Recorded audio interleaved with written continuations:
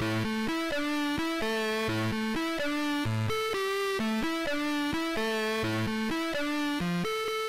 à tous, donc, comme a dit Alexandre, je suis Julien Derimer, j'ai une petite entreprise de communication spécialisée dans les réseaux sociaux depuis un peu plus d'1 an. Et aujourd'hui on va voir les publicités Facebook. Donc juste avant de commencer, qui parmi vous a juste un profil Facebook standard? Okay. Qui parmi vous a une page professionnelle? Okay. Qui parmi vous a un profil professionnel? D'accord, très bien.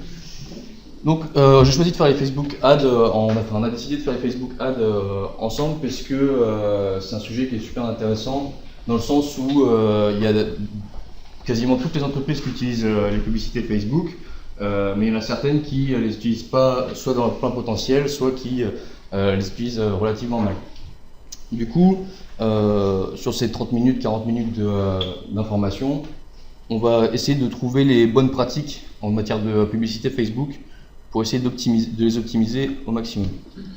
Donc au niveau du sommaire, on va voir donc, le targeting, donc comment on va définir son buyer persona et comment on va pouvoir l'atteindre. Ensuite, au niveau des ads, on va voir leur design et leur placement, comment optimiser le design et le placement des publicités. Et ensuite, on va voir quelques bonnes pratiques. Alors, le bidding, le tracking et le custom audience. Sachant que pour moi, le custom audience, c'est vraiment la cerise sur le gâteau de ce que peut faire Facebook en matière de publicité. Donc le bidding c'est le système d'enchères. Le tracking avec les KPI, les indicateurs de performance et le custom audience. Est-ce que quelqu'un sait ce qu'est le custom audience? Juste par curiosité. Oui. Donc au niveau du targeting, on va voir comment on définit son buyer persona et quel est l'outil de Facebook qui est le Facebook Audience Insight.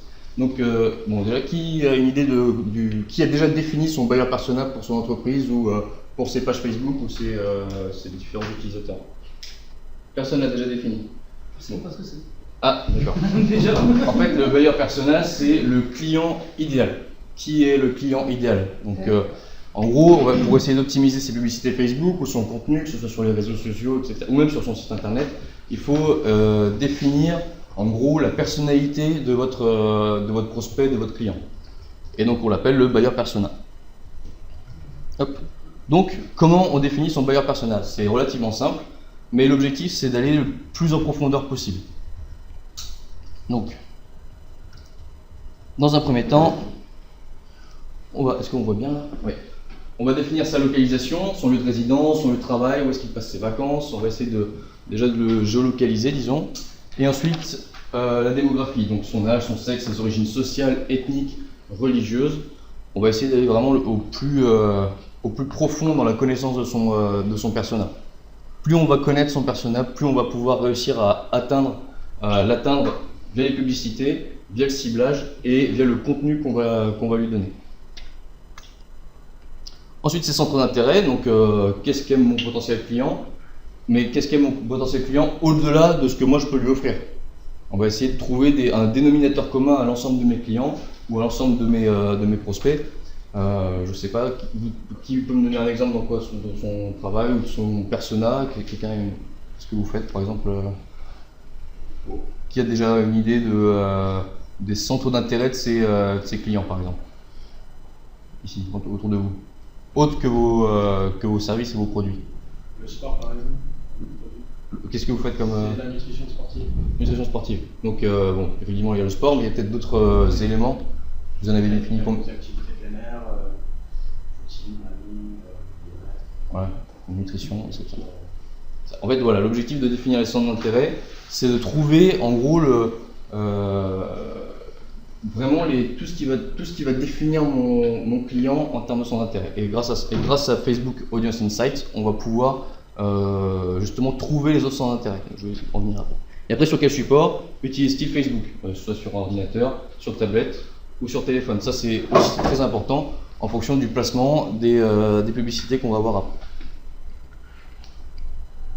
Donc, le Facebook Audience Insights. Donc ça, c'est Ah, ça ne marche pas. Bon, il y a un petit problème, mais bon, en gros, c'est un interface Facebook. Si vous allez sur Facebook, vous cliquez Facebook Audience Insight, ça fonctionne bien, et puis ça ne marche pas. En gros, c'est un outil donc, que vous donne Facebook qui va vous permettre de définir avec précision votre client potentiel ou votre client. Imaginons que vous ayez une page Facebook que vous utilisez. Vous allez, bon, normalement on peut le voir, mais bon là ça ne marche pas. Vous pouvez choisir la page que vous gérez et vous allez avoir toutes les données de vos abonnés. Vous allez savoir quelle page ils aiment, vous allez savoir s'ils sont en couple, s'ils sont célibataires, vous allez connaître leur âge, leur sexe, vous allez connaître leur lieu de résidence, vous pouvez tout connaître. Excusez-moi, c'est comment qu'on fait pour trouver toutes ces informations sur notre compte Facebook? Alors il faut le faire depuis un ordinateur. Ah, on ne peut pas le faire sur téléphone, à part si vous tapez dans Google Facebook Audience Insights, vous allez avoir comment ça fonctionne en tout cas, mais vous n'allez pas pouvoir avoir accès à ces tableaux-là. Et là, on tape notre page, on fait comment? Non, vous allez vous embêtez pas, vous allez soit dans Google, vous faites Facebook Audience Insights et vous allez tomber dessus, après vous avez juste à vous loguer si vous n'êtes pas déjà inscrit. Et sinon, vous allez dans votre gestionnaire de publicité, pareil sur le gestionnaire de publicité, moi je vous invite à utiliser un onglet qui s'appelle Power Editor. J'aurais aimé vous le montrer, mais bon, c'est pas mon PC. Et en fait, Power Editor, c'est l'interface le plus simple d'utilisation et le plus efficace pour gérer vos publicités Facebook. D'accord ? Oui, une petite question d'ailleurs. Qui parmi vous fait de la publicité sur Facebook? Ou qui en a déjà fait? Qu'est-ce que vous utilisez comme est-ce que vous utilisez le gestionnaire de publicité? Est-ce que vous faites du boost de publication? Est-ce que vous utilisez Power Editor? Les deux. Je fais des boosts de publication et des publicités aussi. D'accord. Je crois pas que c'est Power Editor que j'utilise, c'est le gestionnaire de publicité? Ouais, le plus simple. D'accord. Voilà, le fait le plus simple, contrairement à ce qu'on pense, c'est Power Editor et non pas le gestionnaire de publicité. C'est vraiment le plus intuitif, si on peut dire ça, même si c'est pas encore le summum, c'est le plus intuitif parmi les deux possibilités. Donc pour aller dans le Power Editor, il faut juste aller dans le gestionnaire de publicité et en haut à gauche, il y a gestionnaire de publicité, vous cliquez et là vous avez un menu qui déroule avec le pixel Facebook, avec audience, avec Power Editor. Vous cliquez sur Power Editor et là vous avez l'ensemble de vos campagnes de publicité qui s'affichent et vous pouvez tout gérer manuellement. C'est vraiment... Je crois que c'est ça. Bon, bah, on regardera. On regardera. Donc voilà, ça c'est le Facebook Audience Insights, c'est vraiment parfait pour pouvoir définir encore plus précisément votre persona. Donc si vous avez une page Facebook avec 1000 likes, vous pouvez voir les centres d'intérêt communs de vos 1000 likes. Par exemple, vous en avez peut-être 250 qui vont aimer telle page ou 100 qui vont aimer telle autre, etc. Ça va vous permettre de définir les centres d'intérêt qu'ont vos prospects, vos utilisateurs. C'est bon pour cet outil? Ouais. Ensuite, au niveau du design et des placements. Juste avant pour le targeting, la définition du buyer persona, c'est vraiment l'étape la plus importante. Il faut que vous ayez vraiment avec précision le comportement de votre utilisateur. Ça c'est vraiment la première chose qu'il faut faire, c'est savoir qui est susceptible d'être intéressé par votre produit ou par votre service. Si vous ne faites pas ça à l'avance, tout ce que vous allez faire après, donc au niveau du design, des placements ou des bonnes pratiques, vous tapez quasiment toujours à côté. Et l'objectif, c'est, dans les publicités Facebook, c'est de taper juste pour pouvoir dépenser le moins et obtenir le plus de clients. Faire des économies. Ensuite, au niveau du design des placements, donc vous avez 4 possibilités sur les designs et les placements. Donc c'est pour ça que c'est important de connaître votre utilisateur, de connaître au moins son âge, connaître ses habitudes. Parce que vous avez déjà 2 possibilités sur Facebook. Soit vous placez les publicités dans le fil d'actualité, d'accord, ça vous l'avez tous vu, donc ça fonctionne sur mobile, ou alors dans le sidebar, donc dans la barre latérale, droite. Si vos utilisateurs sont majoritairement, par exemple à 80% sur mobile, ça ne sert à rien de faire de la publicité sur le sidebar, puisque vous allez toucher que 20% de vos utilisateurs. Ensuite, vous avez le Audience Network, donc ça c'est toutes les plateformes affiliées à Facebook, on va dire peut-être des sites internet, des applications mobiles, sur lesquelles vont apparaître vos publicités. Et ensuite, vous avez Instagram. Donc vous pouvez envoyer vos publicités directement sur l'application Instagram. Alors, petit point particulier pour Instagram, Là, il faut vraiment travailler à fond sur le design de vos publicités. Là, il faut des très belles photos, il faut vraiment du contenu très, très qualitatif en termes de visuel, parce que sinon, ça ne sert à rien et vous allez, si en plus vous payez à l'impression, vous allez dépenser de l'argent sans aucun résultat. D'accord ? Ensuite, au niveau du design, donc l'image est ce qu'il y a de plus important. Là, je vais vous donner juste une petite astuce sur, enfin c'est pas une astuce, c'est on va faire du A/B testing sur l'ensemble des publicités. En gros, vous allez créer, vous voulez mettre en avant un produit ou un service de votre entreprise. Vous allez créer 2 publicités avec 2 phrases d'accroche similaires, mais par contre 2 images différentes. Vous allez choisir la même audience et vous allez envoyer ces 2 publicités en même temps avec le même montant. Vous regardez quelle est la publicité qui convertit le mieux, sur laquelle vous obtenez le plus d'interactions, ou le plus de likes, ou le plus de téléchargements, enfin celle qui génère le plus d'interactions. Vous supprimez celle qui en fait le moins, et vous essayez de modifier la phrase d'accroche. Donc vous refaites pareil de l'A/B testing, avec les deux visuels similaires, 2 phrases d'accroche différentes, et pareil, vous voyez laquelle convertit le mieux.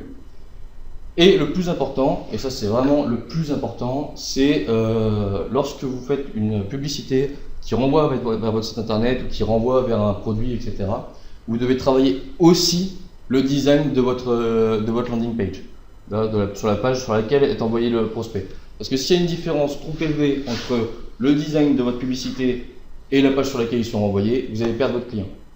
Donc c'est pareil, derrière il va falloir travailler sur la landing page. Donc pareil, en A/B testing. Une fois que vous avez trouvé la publication parfaite, disons, et ben, il faudra chercher à convertir sur la page qui est de derrière, sur la page d'arrivée du client. Donc travailler sur le design, travailler sur les mots, sur la police, sur la couleur, sur la simplicité. En gros, il faut que ce soit quelque chose de simple. Est-ce que vous connaissez la différence entre une home page et une landing page? Personne? Oui. Oui. Alors une home page, ça va être par exemple vous êtes dans Google, on tombe sur un site internet, hop on arrive sur une page d'accueil et là on a en gros l'utilisateur découvre le site internet en fait, il va aller naviguer si ça l'intéresse. Regardez, ça c'est une home page. Une landing page c'est une page sur laquelle un utilisateur sait pourquoi il est dessus. Vous voyez, il sait pourquoi il est là, il est sur cette page parce qu'il veut soit s'abonner, soit acheter un produit, soit acheter un service, soit vous contacter. Enfin, faire l'action pour laquelle il a cliqué sur la publicité ou pour aller sur la landing page. Donc la landing page, ça se travaille aussi à fond. Un petit outil qui est gratuit pour pouvoir avoir de l'inspiration au niveau des images et des publications, c'est adespresso.com, c'est l'URL complet, adespresso.com/academy/ads-examples. Ça, c'est un outil qui va vous permettre de vous inspirer de ce qui se fait déjà sur Facebook. En gros, vous pouvez choisir, donc là on ne peut pas très bien voir, mais vous pouvez choisir l'emplacement des publicités, donc suis-je bête vous pouvez choisir l'emplacement des publicités, vous pouvez choisir le type de page, donc là j'avais choisi le desktop newsfeed avec startup. J'avais demandé en action les pages likées, on vous demandait à liker une page sur la publicité, et avec une photo. Parce que vous savez, on peut choisir, on peut modifier les formats, Canva, photo, vidéo, texting story, on peut tout changer. Et après vous choisissez, vous cherchez, vous allez trouver tout un tas de publicités qui ressemblent, dont vous pouvez vous inspirer au moins pour faire vos publicités derrière. Donc ça c'est un outil que je vous recommande, ça vous évitera de perdre du temps à réinventer la roue, parce qu'il y a déjà beaucoup de monde qui fait de la publicité, et des très bonnes publicités. Donc là, ce lien sera disponible dans le mail récapitulatif, voilà, on présentera la vidéo, vous aurez accès donc à cet outil. Voilà. Est-ce que c'est bon pour les placements et le design? Ou est-ce que vous avez des questions par rapport à ça? Juste pour préciser, pour l'A/B testing, est-ce que, par exemple, on a 2 pages, est-ce qu'on va les faire complètement différentes ou est-ce qu'on peut faire plutôt des similitudes et vraiment quelques petits points qui sont différents? Le mieux c'est de changer, en fait quand on fait de l'A/B testing, le mieux c'est de changer juste un élément à chaque fois. Parce que si vous changez par exemple l'intégralité de la page, vous n'allez pas savoir vraiment ce qui va convertir le mieux ou ce qui va convertir le moins. Donc vous faites un petit changement, vous allez au résultat, vous refaites un changement, vous allez au résultat, et ça va vous permettre vraiment de faire le truc le plus qualitatif possible. En fait, le gros point particulier, c'est qu'il faut vraiment être en permanence sur ces statistiques, sur ces analytics. C'est vraiment le point clé, c'est les KPI, quoi. Si vous traquez pas c'est pour ça qu'on y vient après, vos performances. KPI Les KPI, c'est les indicateurs de performance.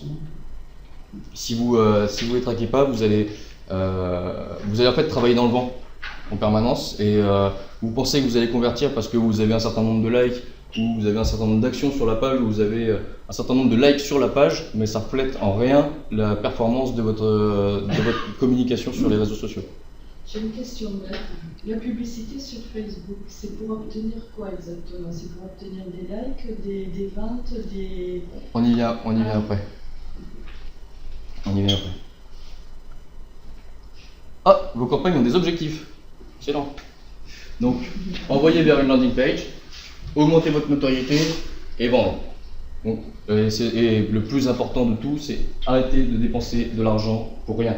J'y viendrai sur la dernière slide parce que c'est, je pense, le plus important. Il y a beaucoup d'utilisateurs Facebook qui sponsorisent, qui font notamment du boost de publication ou ce genre de choses, sans objectif concret derrière. S'il n'y a pas d'objectif concret derrière, ça ne sert à rien à part dépenser de l'argent inutilement.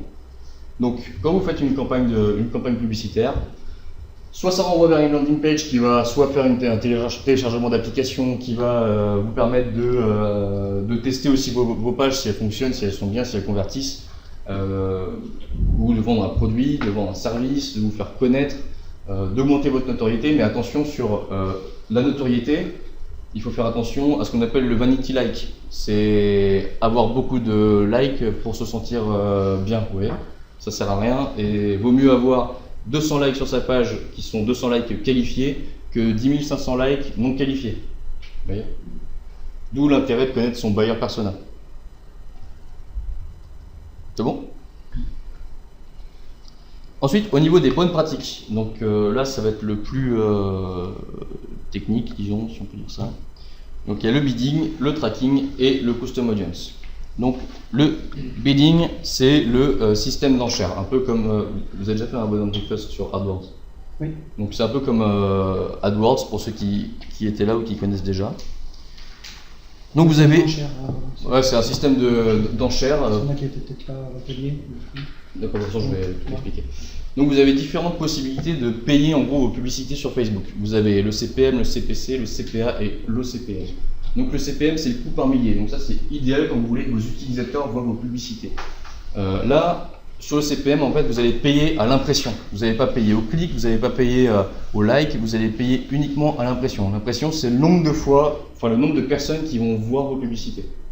D'accord ? Donc ça, c'est intéressant si vous voulez, si vous avez une large audience, vous avez par exemple, vous avez une audience qui est une portée potentielle de 50 000 personnes parce que vous n'avez pas réussi à définir votre persona, parce que vous n'êtes pas assez penché dessus, ou parce que vous voulez vraiment vous faire connaître, faites par exemple une ouverture d'entreprise sur Brive-la-Gaillarde, vous voulez vous faire connaître au plus grand nombre, et bien là vous allez faire du coût par millier. C'est idéal quand vous voulez que vos utilisateurs voient vos publicités. En gros, il n'y a pas d'objectif concret derrière à part la notoriété. C'est pas celui que je préfère. Ensuite, vous avez le coût par clic. Donc ça, c'est recommandé quand vous voulez que vos utilisateurs cliquent sur vos publicités. Donc là, c'est simple, vous allez payer lorsqu'un utilisateur va effectuer l'action que vous lui demandez. Par exemple, si vous voulez que vos utilisateurs like votre page, et ben vous allez vous allez payer à chaque fois qu'ils cliquent sur liker la page. D'accord ? Ça marche aussi sur les publicités, sur les publications. Par exemple, vous voulez avoir du partage, du commentaire ou du like, et bien vous allez payer à chaque fois qu'il clique. Ensuite, vous avez le CPA, ça c'est le coût par action. Donc, lorsqu'il est disponible, ce type d'enchère est idéal quand vous souhaitez que les personnes effectuent une action après avoir vu votre publicité. Par exemple, aimez votre page ou cliquez sur un lien, et ça c'est facturé par conversion. Alors, qu'est-ce que le coût par action ? En fait, imaginons que vous ayez une boutique en ligne et vous allez faire une publicité sur votre produit phare. Vous vendez des micros. Donc vous vendez ce micro, vous faites une publication, vous sponsorisez cette publication, et par contre vous allez payer qu'à partir du moment où l'utilisateur a effectué votre demande. C'est-à-dire à partir du moment où il a acheté ce micro avec la réduction. Vous voyez ? Vous comprenez la différence ? En gros, si votre utilisateur clique sur la publicité, tombe sur votre landing page et s'en va, vous payez rien. Par contre, si il clique sur votre publicité et qu'il tombe sur votre landing page, qu'il effectue l'acte d'achat, là, vous allez payer. D'accord? Donc ça nécessite par contre l'installation d'un pixel Facebook. Tout le monde, en fait, le pixel Facebook, c'est une petite balise que vous donne Facebook. Vous pouvez en avoir autant que vous voulez, que vous allez insérer dans votre code de la page de votre landing page ou de la page d'achat par exemple. Et c'est ce pixel qui va traquer vos performances. Ok? Et ensuite vous avez l'OCPM, donc le coût par millier optimisé. Ça, c'est conseillé pour montrer votre publicité aux personnes les plus susceptibles d'effectuer une action après avoir vu votre publicité. Par exemple, aimez votre page, vous cliquez sur un lien, utilisez donc pour traquer les conversions, facturé par impression et nécessite un pixel de conversion. Alors ça, l'OCPM, c'est ce que je vous conseille en dernier lieu. Ça, c'est quand vous connaîtrez vraiment votre persona. Vous connaissez votre persona sur le bout des doigts. Vous savez que ceux qui vont être touchés par la publicité vont être intéressés et vont effectuer l'acte d'achat. Si vous faites du coup par milieu optimisé sans connaître votre persona, vous allez dépenser, parce que ça peut coûter très cher, vous allez dépenser des milliers et des cents sans aucun résultat derrière, sans aucun résultat concret. Et c'est pareil, ça nécessite un pixel de conversion. Donc j'ai une astuce pour l'OCPM, on y viendra après, pour pouvoir optimiser au maximum cet outil-là, ce bid-là. Bon, on va voir le tracking. Donc le tracking, les KPI, Key Performance Indicator, les indicateurs de performance. Mesurer vos performances. Donc ça, c'est ce que je vous disais tout à l'heure. Si vous faites de la publicité Facebook ou si vous faites, même pas que sur Facebook d'ailleurs, si vous faites de la publicité mais vous n'avez rien pour traquer vos performances, ça ne sert à rien. Si vous faites de la publicité Facebook mais vous n'avez pas de site internet derrière, ça ne sert à rien. Si vous faites de la publicité Facebook mais que vous n'avez pas de boutique en ligne, vous n'avez pas de landing page, vous n'avez pas de site one page, si vous n'avez aucun support derrière, ça ne sert à rien parce que vous ne pouvez rien analyser, rien traquer. La seule chose que ça va vous permettre d'avoir, c'est du vanity like. J'ai 4000 likes sur ma page, oui mais bon, 4000 likes peut-être non qualifiés et 4000 likes qui ne savent pas où aller derrière. Donc si vous n'avez pas de site internet ou si vous n'avez pas de support derrière, ça ne sert à rien. Donc pour mesurer vos performances, vous avez donc ce que je vous disais tout à l'heure, le pixel de conversion Facebook. Donc comment on fait pour avoir ce pixel de conversion Facebook? On va dans le gestionnaire de publicité, on va dans le Power Editor, enfin directement dans le gestionnaire de publicité, l'onglet en haut à gauche, pixel Facebook, et vous pouvez directement récupérer votre pixel, lui donner un nom et lui donner en gros l'explication de pourquoi vous avez créé ce pixel, et vous pouvez l'envoyer sur votre site internet. Et vous pouvez en créer autant que vous voulez. Ça va vous permettre de, si vous faites une publicité pour tel produit, vous mettez le pixel de conversion sur la page de ce produit. Vous avez un autre service par exemple, vous créez un autre pixel pour faire une autre publicité que vous mettez sur la page de destination, et voilà. Et en plus, le pixel Facebook va vous permettre de faire ce qu'on appelle du retargeting. Qui sait ce qu'est du retargeting? Donc le retargeting, c'est un outil qui est relativement puissant. Ça va vous permettre de récupérer en fait une partie des utilisateurs qui sont venus sur votre site, qui n'ont pas effectué l'acte que vous souhaitiez. Par exemple, vous avez analysé votre site internet, vous vous êtes rendu compte que la plupart de vos utilisateurs quittent votre site au moment où ils se rendent compte que les frais de livraison sont à leur charge. Voilà, vous vous êtes rendu compte que c'est le moment où ils quittent le site. Donc ce que vous pouvez faire, c'est installer un pixel de conversion dans votre site internet, créer une publicité frais de livraison offert en rapport avec ce pixel de conversion là. Et lorsque votre utilisateur, lorsque cette personne sera sur son fil d'actualité en train de regarder les astuces. Je prends souvent l'exemple moi du livre Amazon. On va sur Amazon, on cherche un livre et puis on retrouve ce livre sur Le Figaro, Le Monde, sur Eurosport, enfin voilà. On a ce livre qui tourne en boucle pendant 2-3 semaines alors qu'on l'a déjà acheté à Cultura par exemple. On fait travailler le local. Voilà. Donc là c'est souvent ça. Donc là c'est bien comme tu l'as dit de bien cibler un objectif. Et par exemple les frais de port, voilà, et de ne pas faire du retargeting pour faire du retargeting. Parce que là ça peut faire le sens contraire. Ouais. j'ai l'impression, c'est que quand on va revoir ce produit tout le temps, alors qu'on a souvent déjà fait l'achat, ça nous embête plus qu'autre chose.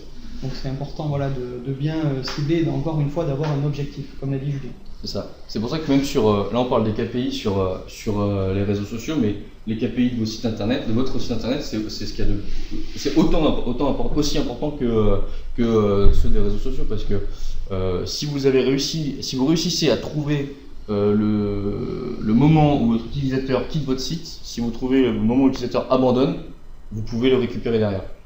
Enfin, vous pouvez en tout cas trouver une solution pour le récupérer, soit en modifiant le design, soit en modifiant le contenu, ou alors en faisant du retargeting. Donc voilà, donc le pixel de conversion Facebook vous permet d'optimiser vos publicités Facebook et de mesurer vos conversions. C'est clair pour ça? Donc ça, avec Google Analytics, on ne peut pas le faire, vérifier, mesurer. Non, après vous pouvez, si vous avez un site internet, vous pouvez voir si votre publicité Facebook a généré dans tous les cas, vous pouvez voir si votre publicité Facebook a généré de l'intérêt et a suscité des ventes ou de la vente de l'intérêt, ce genre de choses. Après, c'est deux choses différentes. Vous ne pouvez pas relier votre Analytics avec le pixel Facebook. Mais c'est deux outils qui sont autant importants l'un que l'autre. C'est bon. Hop là. Attention à la contre-performance. Donc c'est ce que je vous disais tout à l'heure, le vanity like. Ça c'est très courant. C'est le moment où on voit booster la publication. On dit tiens, si vous mettez 50 € pour avoir quelques likes, je mets 50 €. J'ai dépensé 50 €, j'ai obtenu 35 likes qui ne servent à rien. Voilà, ça c'est du vanity like. C'est juste pour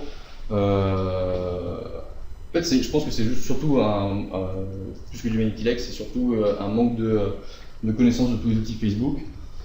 Mais c'est le plus dangereux. Ça, c'est vraiment le piège dans lequel il ne faut pas tomber, c'est-à-dire dépenser de l'argent sur Facebook sans objectif, sans KPI, sans site internet, sans rien derrière, ou en tout cas sans moyen de traquer ses conversions, et vous retrouvez à avoir des pages à 14 000 likes, non qualifiées, qui n'achètent pas et qui ne servent à rien. Et pour Google, ça peut peut-être avoir une importance, non ?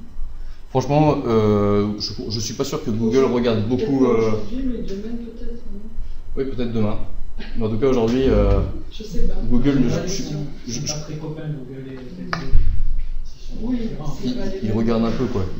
C'est quoi la donnée qui vous fait penser? C'est le fait qu'il y ait des personnes qui viennent de Facebook sur Google, sur votre site, c'est ça qui vous fait penser que ça va? C'est la notoriété, c'est tout. Alors la notoriété ne va pas se faire sur le nombre de j'aime, mais par contre sur les interactions.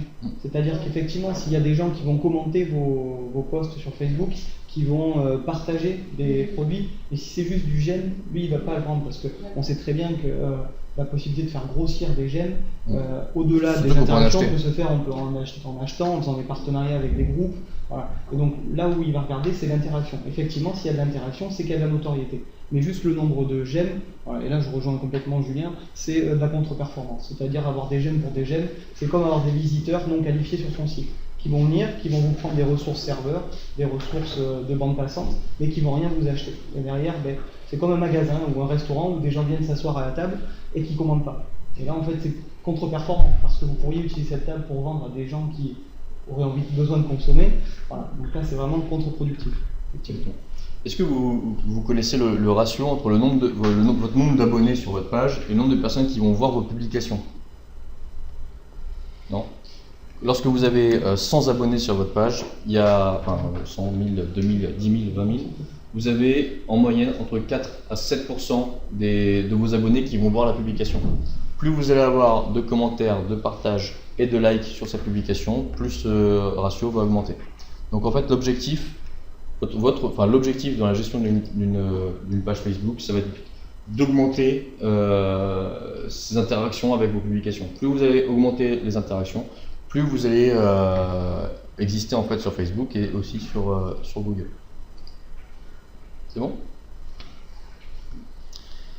Et là, c'est la petite cerise sur le gâteau. C'est pour moi l'outil le plus intéressant et le plus puissant de Facebook. C'est le Custom Audience. C'est vraiment pour moi le summum de ce qu'on peut faire en termes de publicité. Donc, en gros, Et c'est en plus en B2B, parce que la plupart du temps, on considère que Facebook, c'est uniquement du B2C, alors qu'on peut aussi faire du B2B avec Facebook. Donc, le Custom Audience, c'est quoi? Vous avez une entreprise qui existe depuis 1 an, 2 ans, 10 ans, 15 ans, 20 ans. Vous avez un fichier client avec nom, prénom, adresse, numéro de téléphone, adresse email, etc. Vous allez récupérer ce fichier client, vous allez mettre au format CSV, vous allez l'envoyer à Facebook. Facebook va l'analyser pendant 72 heures, voire plus, en fonction de la quantité de données. Vous choisissez exactement les données que vous voulez que Facebook utilise, comme ça vous n'avez pas à vous embêter. Il sélectionne les colonnes Excel, enfin vous sélectionnez les colonnes Excel qui vous intéressent, et Facebook fait le travail tout seul. Une fois qu'il a analysé ce fichier client, il va il va chercher dans Facebook tous les profils associés. Donc vous avez 15 000 adresses email, imaginons que vous avez de la chance et vos 15 000 clients ont utilisé la même adresse email sur Facebook, vous avez une audience de 15 000 clients qualifiés. Donc, fichier client, vous pouvez créer immédiatement une publicité, par exemple pour liker votre page parce que vous venez de créer votre page alors que votre entreprise existe depuis 5, 10, 15 ans. Vous avez déjà la possibilité de récupérer en moyenne, vous pouvez récupérer 15 000, 20 000, 30 000 en fonction du nombre de clients que vous avez déjà. Et le plus puissant et le plus fort là-dedans, c'est que vous pouvez créer une audience similaire. En fait, Facebook va regarder cette audience-là, ce fichier client. Ils vont voir Facebook va regarder les centres d'intérêt, l'âge, le sexe, le lieu de naissance, le lieu de résidence, va prendre tout en compte et il va essayer de trouver une audience similaire. Donc, vous pouvez toucher exactement la même audience que vos clients qui sont déjà vos clients en fait, grâce à Facebook. Et donc là, on utilisera par exemple en matière de paiement l'OCPM, le coût par millier optimisé, parce que là vous allez faire beaucoup d'impressions, mais uniquement sur du client qualifié. Et là, c'est jackpot. Voilà, c'est pour moi le summum du targeting. Ça n'existe même pas ça sur AdWords? Non, je ne pense pas. Même pas. Ah oui, c'est Facebook, c'est... C'est pas gênant quand même de donner le fichier client nous dans le commerce. Écoutez, je sais pas si c'est gênant, en tout cas c'est légal et c'est possible. Donc, Est-ce qu'il y a un risque que Google propose notre clientèle à nos concurrents C'est Facebook. Que Facebook utilise... Non. Bon, je pense que possible. Il faut regarder les conditions. Il faut regarder les conditions. Parce que ça, ce serait gênant quand même. Ce serait gênant. Juste pour moi à mon avis, pour minimiser le fait que le fichier client que vous envoyez, dites-vous bien que je ne sais pas à peu près le check qu'il y a, mais il doit y avoir 80 à 90% des gens qui sont dans votre fichier client qui sont déjà sur Facebook. Oui. Et tous ces liens, en fait, vous allez les faire. Donc, entre guillemets, Facebook les a déjà. La seule chose qu'il fait, c'est juste vérifier que vous ayez le droit d'accéder à l'audience similaire. Voilà. Parce que les informations, les big data, enfin toutes ces données, si vous voulez, que vous possédez, dites-vous bien que Facebook, Google, Apple ou autre en détient beaucoup plus. Beaucoup plus que Donc, vous donnez. C'est pas vous qui allez leur donner des informations, c'est plutôt vous qui allez profiter de ces informations et leur dire voilà, moi c'est déjà des clients. Une page Facebook, ça s'optimise aussi. Il n'y a pas que le fait de mettre des publications qui font que ça fonctionne. Facebook, en fait, le plus important pour Facebook, c'est que les utilisateurs considèrent que ce que vous publiez est intéressant. Donc, par exemple, c'est très bien, si c'est que du like, ça sert à rien, mais si par exemple vous avez une de vos concurrentes ou dans le même secteur que vous, qui fait une publication qui génère beaucoup d'intérêt, par exemple, et beaucoup d'interactions, vous partagez sa publication sur votre page. Parce que Facebook va considérer du coup que vous partagez du contenu intéressant sur votre page et ça va créer un peu comme en backlink, ça va créer un peu du jus entre les deux et Facebook va considérer que votre page du coup crée du contenu intéressant et partage du contenu intéressant, donc ça va augmenter votre reach et vos impressions. Oui, mais il faut que ce soit forcément quelqu'un qui est dans le même domaine ou pas? Faut qu'il y ait un rapport, mais il faut justement essayer de trouver les dénominateurs communs de vos personas, aller sur les pages qu'ils aiment. Donc pour ça, vous avez Facebook Audience Insight. Vous allez vous mettez votre page, par exemple la page Easy. Vous regardez, en gros, vous allez voir Easy, t'as combien de likes? 2000, 3000? Non, ça doit être ça. 3000? Non, 1700. 1700, 3000. 1700 au début. 3000, et vous allez voir en gros toutes les pages. vous allez voir à peu près toutes les pages qui sont likées par ces 3000 abonnés. Donc vous allez voir que par exemple, il y en a 150 qui aiment de la meilleure communication. Donc vous savez qu'ils sont intéressés par les réseaux sociaux. Vous allez avoir 90 qui sont intéressés par le sport. Et comme ça, vous allez pouvoir aller sur ces pages-là, regarder s'il y a des trucs qui sont intéressants, les partager sur votre page pro. Et là, vous allez peut-être générer de l'interaction en essayant de trouver un message qui correspond à ce que vous faites. Parce que sinon, partager pour partager, ça sert à rien. Il faut partager avec un message, avec votre plus-value à vous en fait. À quel endroit on voit les pages qu'ils aiment? Dans le Facebook Audience Insights, c'est en bas à gauche, vous avez ajouter ma page par exemple, vous cliquez sur votre page, vous descendez et là vous avez vous avez toutes les statistiques de vos abonnés quoi. D'accord, c'est là où il y a les stats. Donc voilà. Moi, j'avais un outil par exemple à proposer. Tu parlais tout à l'heure de programmer. Voilà, est-ce que tu aurais un outil pour programmer tes posts? Ouais, pour faire de la programmation, il y en a deux qui sont bien. Moi j'en utilise un, c'est Buffer, B-U-2-F-E-R. C'est gratuit si vous avez qu'une seule page, c'est gratuit.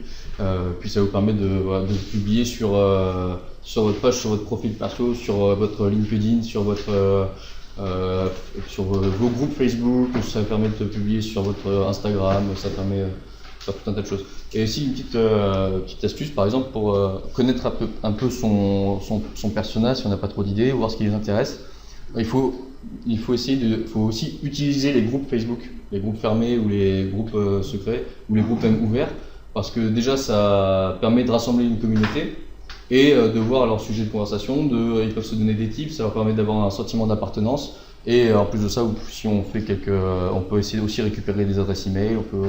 Donc faut pas hésiter aussi à utiliser les groupes fermés. J'ai créé par exemple pour une salle de sport, on crée un groupe fermé pour ceux qui font partie de cette salle de sport, de façon à ce que eux puissent par exemple s'ils veulent programmer des entraînements ensemble, je fais tel entraînement tel jour, qui veut venir avec moi.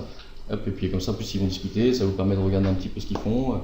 Il suffit que pour intégrer le groupe fermé, on passe par une landing page avec capture d'email, et puis après on a l'email, et puis on a le groupe fermé, et puis on a le persona, et puis voilà. Éventuellement, une petite astuce pour récupérer des fans très rapidement. Est-ce que c'est possible ou pas ça? T'en as une ou pas? Moi, très rapidement.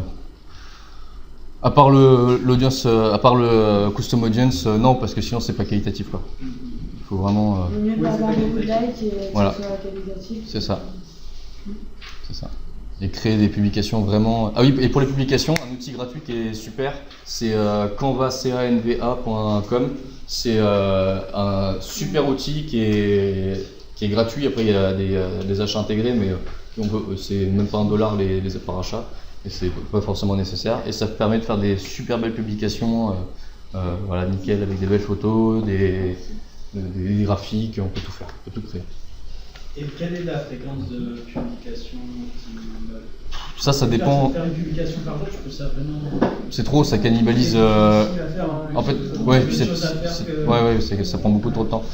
En fait, ça dépend du nombre d'abonnés qu'on a sur la page. Si on a 100 000, 200 000, 300 000 abonnés, on peut en faire 2-3 par jour, c'est pas grave. Si on en a 200 et qu'on en fait 2 ou 3 par jour, une publication va cannibaliser l'autre et du coup, elles se perdent, ça sert à rien. Donc, il faut dire que entre 1 et 3 par semaine, c'est très bien. Et voilà.